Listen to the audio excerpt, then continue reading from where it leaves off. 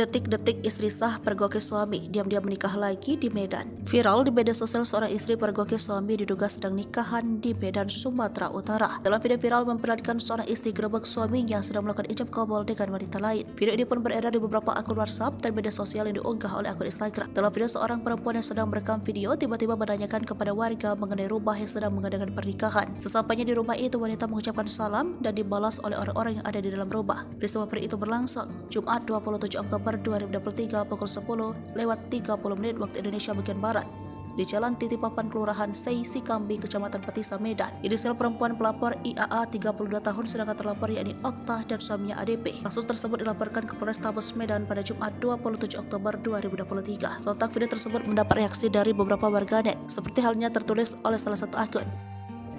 Laporkan aja ke polisi, sekalian angkut penghulu yang nikahin, masa nggak cross check dulu sih? Hebat si istri bisa nahan emosi, kalau saya sudah bergetar teriak-teriak itu.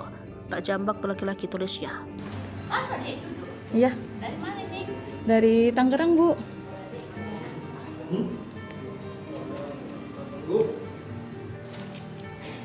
Ya, maaf ya, saya permisi ya.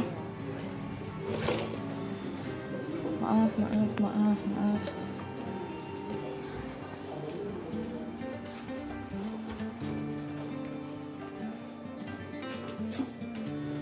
Gimana?